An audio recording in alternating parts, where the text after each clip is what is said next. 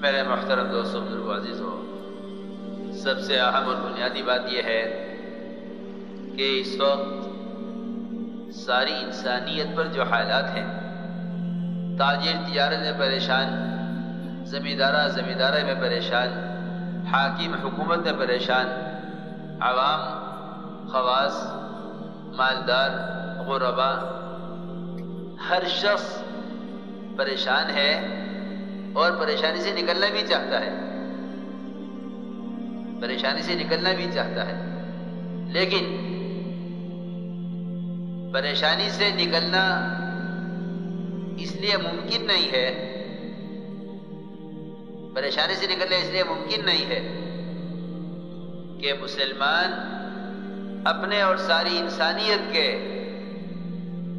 مسائل کے حل کو اپنے علاوہ دوسری شکلوں میں تلاش کر رہا ہے، اپنے علاوہ دوسری شکلوں میں تلاش کر رہا ہے۔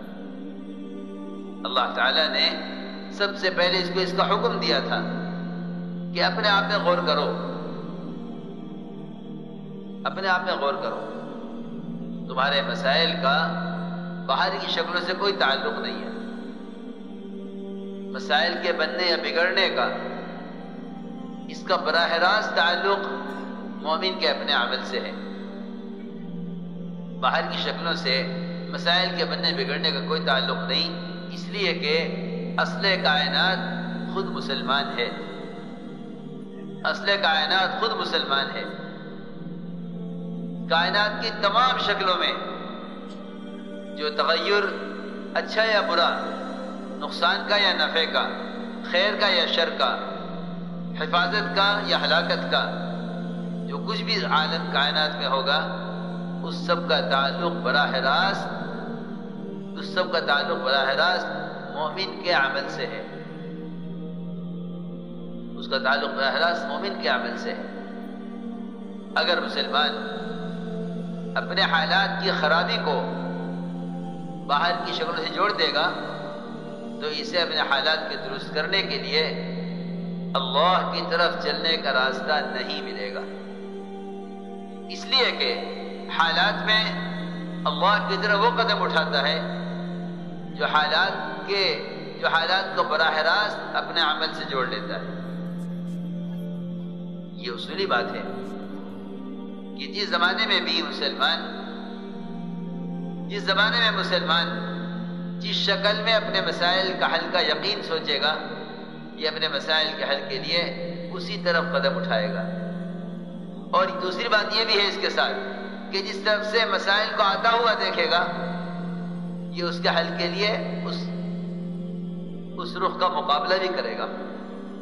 میں ضروری بات عرض کر رہا ہوں،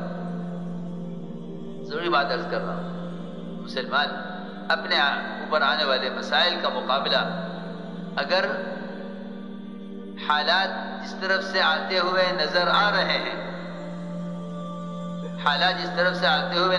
رہے ہیں، اگر مسلمان اس رخ پر کوشش کرے گا تو قرآن نے اس کو جگہ جگہ کھول کر بیان کیا ہے کہ اس سے حالات سدھریں گے نہیں بلکہ اور بگڑیں گے، اس سے حالات سدھریں گے نہیں اور بگڑیں گے۔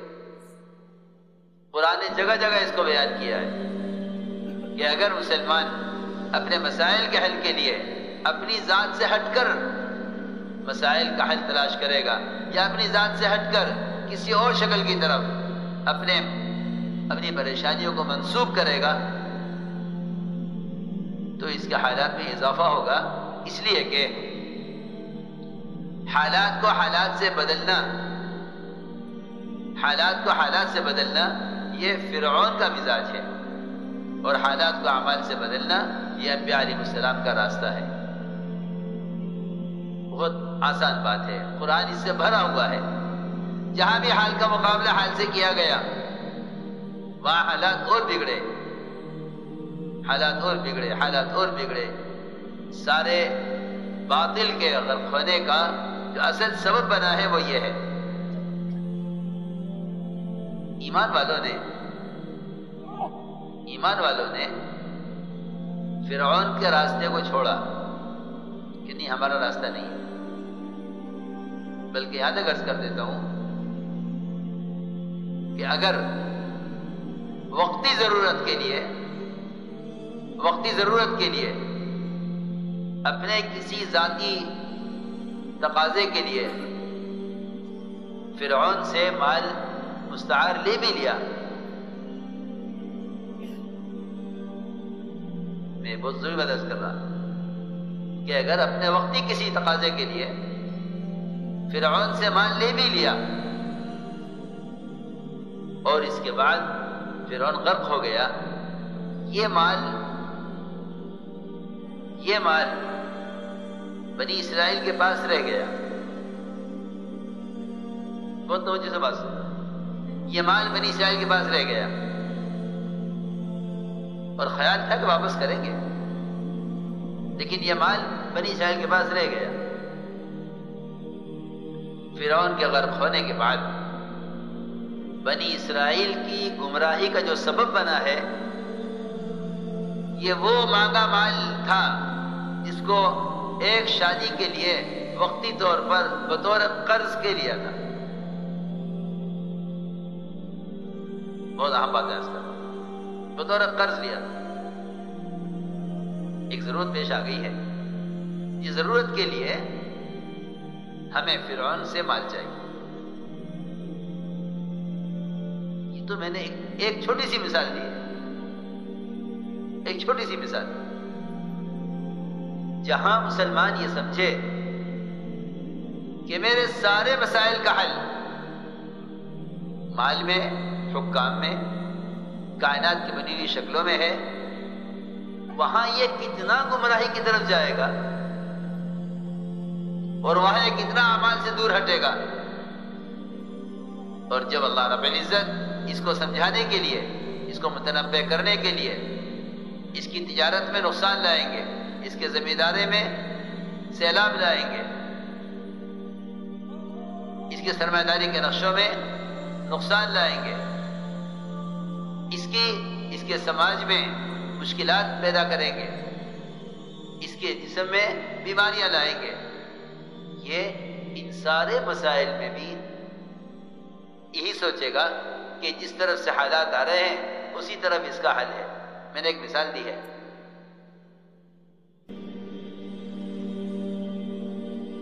کہ جہاں صرف ایک شادی کی ضرورت کے لیے قرض لیا، ایک شادی کی ضرورت کے لیے قرض لیا،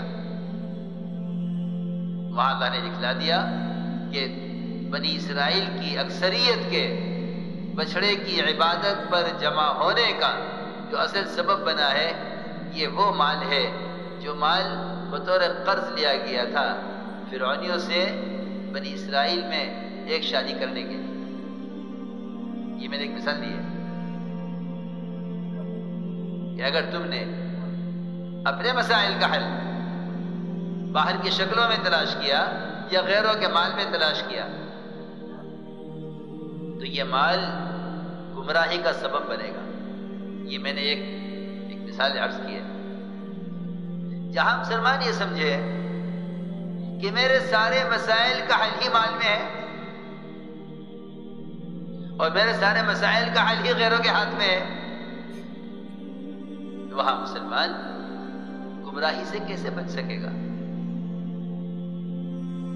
سنو،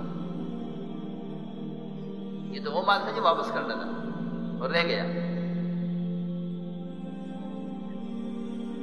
قرآن نے کھول کے بیان کیا اس کو کہ بنی اسرائیل کی گمراہی کا سبب وہ مال بنا ہے جو مال ایک شادی کے لیے مستعار بطور قرض لیا گیا تھا، واپس کرنا تھا، لیکن وہ واپس نہیں ہو سکا. یہ میں نے ایک مثال دی. اس لیے میرے دوستوں، بزرگوں، عزیزوں، سب سے اہم بنیادی بات یہ ہے کہ مسلمان چھوٹے سے چھوٹے مسئلے کا حل اور چھوٹے سے چھوٹی پریشانی کا سبب وہ اپنی بدن سے نکلنے والے اعمال میں تلاش کرے. حضور اکرم صلی اللہ علیہ وسلم نے اپنے صحابہ کو اتنا سکھلایا تھا کہ اگر چھوٹی سی کوئی بات پیش آتی تھی تو فوراً اپنی بدعملی کی طرف نظر جاتی تھی. ایک صحابی ہے، ان کی نظر پڑی ایک عورت پر. جیسے عورت پر نظر پڑی، عورت نے کہا اسلام آ گیا ہے. کیا مطلب اسلام آ گیا؟ یہ نہیں کہا پردے کا حکم آ گیا، یہ نہیں کہا پردے کا حکم آ گیا، کہا اسلام آ گیا. اس لیے کہ وہاں اسلام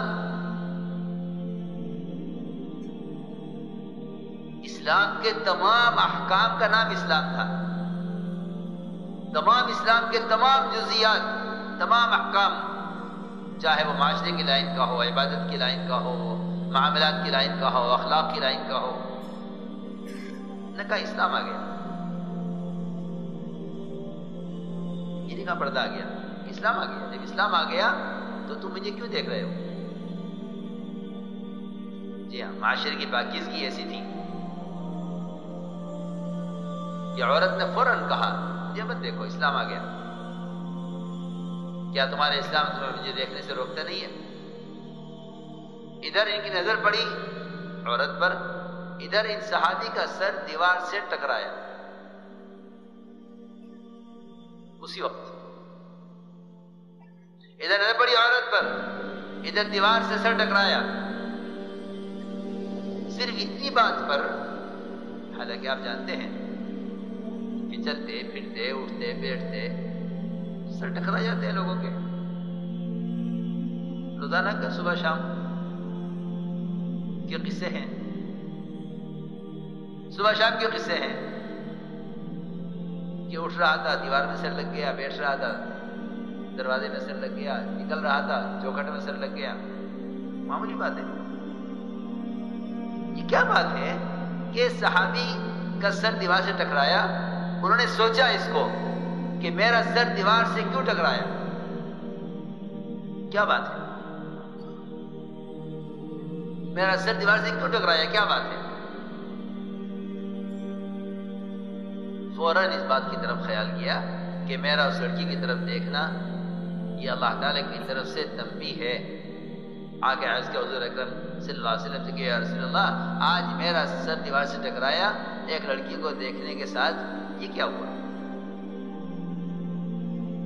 آپ نے فرمایا ہاں، یہ اللہ کا فضل ہے مومن کے ساتھ، کیونکہ جس سے چھوٹا سا بھی کوئی گناہ ہوگا تو اللہ تعالیٰ اس کو گناہ یاد دلانے کے لیے، اس کا گناہ یاد دلانے کے لیے اللہ رب العزت چھوٹا سا نقصان، جس درجے کا گناہ ہوگا اس درجے کا نقصان لا کر اس کو تنبیہ کریں گے، اس کو راستہ دکھلائیں گے اور بتائیں گے کہ یہ غلط ہے، اس سے تیرا نقصان ہے.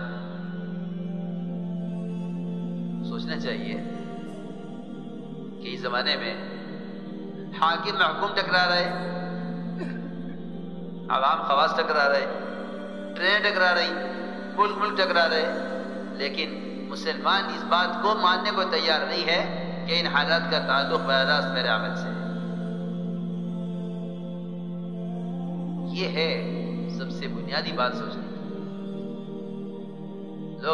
لوگ مسائل کا حل چاہتے ہیں، پریشان ہیں، لیکن وہی بات ہے کہ پریشانی میں اضافہ ہوگا اگر مسلمان اپنے مسائل کا حل اپنے سے باہر کی شکلوں میں تلاش کرے گا.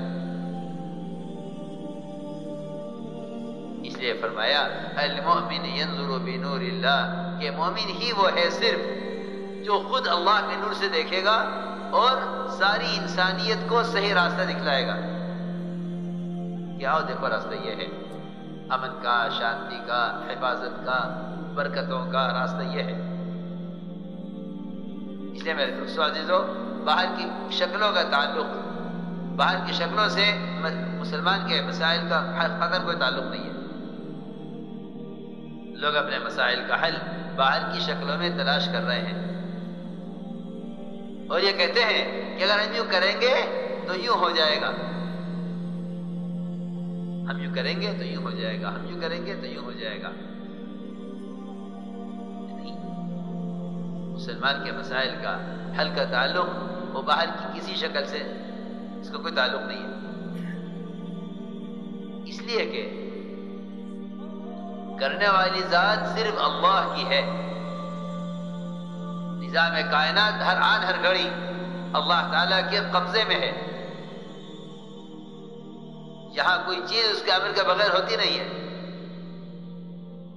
اس سے اندازہ کرنا چاہیے کہ ایک پتا درخت سے سوکھ کر گرنے میں اللہ کے حکم کا اتنا ہی منتظر ہے جتنا اسرافیل سور پھونکنے میں سارے تمام عالموں کو تباہ کرنے کے لیے اللہ تعالیٰ کے حکم کا منتظر ہے. اتنا ہی یہ درخت کا پتا درخت سے گرنے میں اللہ کے حکم کا منتظر ہے. ایسا نہیں ہے کہ نعوذ باللہ اللہ تعالیٰ بنا کے فارغ ہو گئے ہیں اب کائنات کا نظام کائنات سے چل رہا ہے. نہیں، بالکل نہیں. کائنات کا نظام کائنات سے چل رہا ہے، یہ دہریت ہے، ایمان نہیں ہے. نظام کائنات کا کائنات سے کوئی تعلق نہیں. نظام کائنات کا تعلق براہ راست خالق کائنات سے ہے.